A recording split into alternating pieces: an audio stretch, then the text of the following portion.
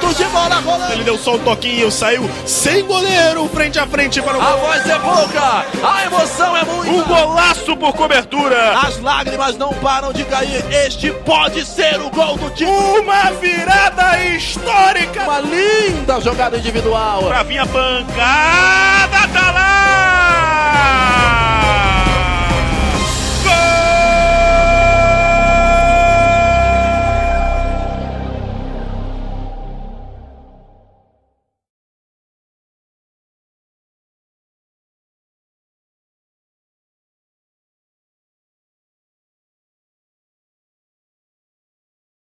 Em 2010 eu tenho que falar primeiro da minha estreia no Fute Rio, que foi uma partida entre Sendas e Cabo Friense no estádio Arthur Sendas.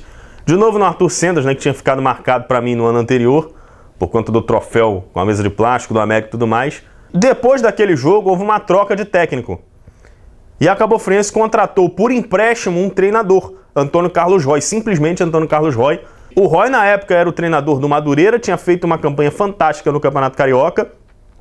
E o Madureira disputaria a Série D do Campeonato Brasileiro meses depois. E aí, o Roy deu jeito no time da Cabo Friense, a Cabo Friense se classificou com o 5º lugar e no fim das contas foi campeão.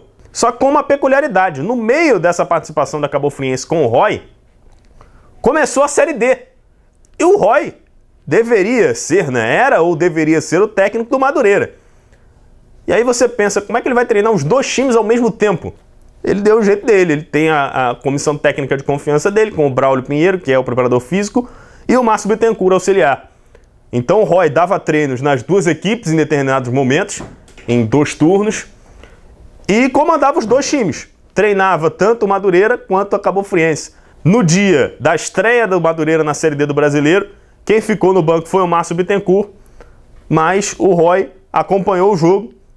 E no fim das contas, o Roy também subiu da Série D para a Série C.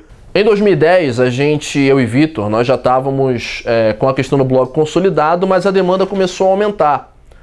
E eu, naquela altura, comecei a encontrar uma dificuldade muito grande para atualizar os jogos e ir nos jogos, porque eu arranjei meu primeiro emprego.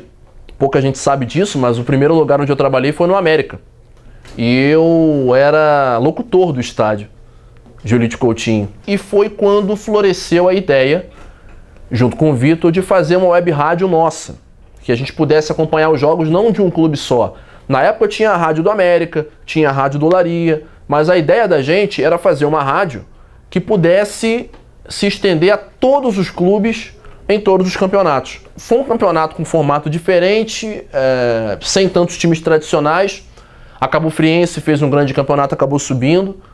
Me lembro que o Nova Iguaçu também tinha um time forte, acabou voltando para a primeira divisão. Mas havia outros times que também chamavam a atenção. E um deles era o São Cristóvão. Eu lembro que teve um jogo na Figueira de Melo que foi São Cristóvão e Quissamã. O que me chamou a atenção naquele dia foi o seguinte: devia ter umas 10 pessoas na arquibancada da Figueira de Melo. E eu não era jornalista, eu era só um cara que tinha um blog, que tinha que pagar ingresso como todo mundo para ver o jogo da arquibancada, do mesmo ângulo que eles. Então eu estava do lado deles. Lá pelas tantas, eu via que os torcedores estavam com bumbo, tambor, bandeira, mas ninguém cantava nada. Tava, sei lá, só fazendo um batuque, mas cantar ninguém cantava. Lá pelos 35 do segundo tempo, São Cristóvão empatando com o Quissamã. Aí os caras começaram a cantar. Do nada. Queremos jogador. Queremos jogador. Do nada. Os caras ficaram 80 minutos calados para gritar queremos jogador. Os 35 do segundo tempo, mas o pior veio depois. Logo na sequência, eles começaram a cantar não é mole não, 80 anos sem gritar é campeão, em referência ao título de 1926. Tem noção? Eu falei, isso não é sério, isso não é possível. Se eu contar, ninguém vai acreditar nisso. Essa segunda divisão de 2011 teve uma situação, no mínimo, diferente para mim, né? Era o primeiro ano da Rádio Fute Rio, então a gente não tinha transmitido jogos de todos os estádios, né? Alguns eu já conhecia, de frequentar e tudo mais, mas eu não tinha narrado desses estádios. E eu fui transmitir um jogo no estádio Antônio Salvatone, em Teresópolis. O jogo mais frio, não em termos de qualidade, mas em termos de temperatura mesmo. 7 graus na cidade de Teresópolis, inverno no auge. Fui muito bem recebido por todos no município de Teresópolis e no estádio. Mas a galera que administrava o estádio na ocasião disse pra gente o seguinte: olha, a cabine de imprensa fica aqui perto da arquibancada, mas eu tenho um local com uma visão melhor para vocês, uma visão privilegiada, que é do outro lado, onde fica o alojamento dos atletas. Aí falaram isso pro Cláudio Burger. O que você acha? Falei, cara, vamos confiar, galera daqui, vamos confiar. A visão realmente deve ser melhor. Então você vai, sobe essa escada, vai virar ali à direita, abre com essa chave aqui e você vai dar no alojamento do jogador tal, não lembro qual é o jogador. Ele vai estar jogando, então obviamente ele não vai estar usando o alojamento. E aí você monta o seu equipamento lá e transmite o jogo. Fizemos o caminho que ele mandou, subi. Quando eu abro a porta, dou de cara com um frigobar, um sofá e uma cama. Lógico, era um alojamento, né? Alto, centralizado do jeito que todo narrador gosta. Só não tinha onde sentar, né? Rapaz, eu vou narrar o jogo de onde aqui? Vamos começar a montar, a tentar descobrir o malabarismo que a gente vai fazer. Conseguimos uma mesa, colocamos essa mesa próxima à janela e foi a primeira vez na minha vida, primeira e única, que eu narrei o jogo sentado no sofá. Sentei no sofá do alojamento, abri a janela como se fosse na minha casa e aí tinha um campo de futebol e o jogo para eu narrar. E eu pude ver de perto alguns momentos marcantes. Um momento que eu não vi de perto naquele ano foi um jogo que teve entre Itaperuna e Aperibense. Os dois times jogaram num gramado que nem dava para chamar de gramado, porque era totalmente impraticável.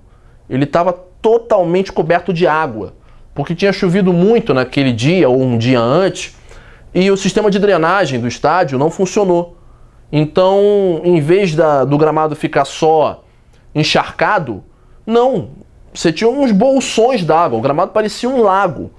E, incrivelmente, a arbitragem permitiu que o jogo acontecesse naquela ocasião, com o campo naquela condição. Então a bola caía na água, ela não rolava, ela batia na água, todo mundo espadanando água para todo lado, e a imagem correu o mundo, enfim. E foi aí que muita gente começou a descobrir o que era uma segunda divisão de campeonato carioca, sem tantos times tradicionais, sem o América jogando, sem o Olaria jogando, sem um clube talvez com tanto apelo, e começou a olhar para isso. A segundona começou a ser vista, esse cartão de visita, assim, um cartão de visita meio inglório. Marcos, Sérgio Gomes, Cadão, Diego Guerra e Flavinho, Bidu, Lucas, Marcelo, Jorge Luiz, Zambi e Ricardinho. Fácil, né?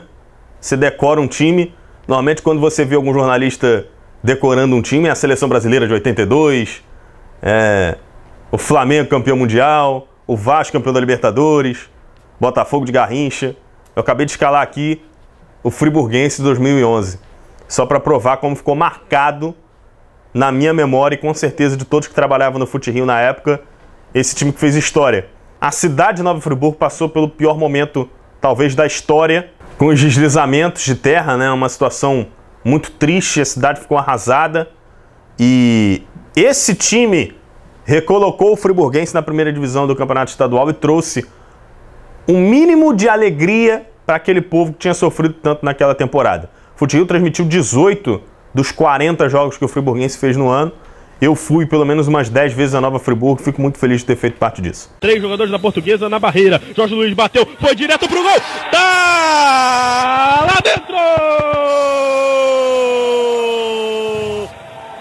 Gol!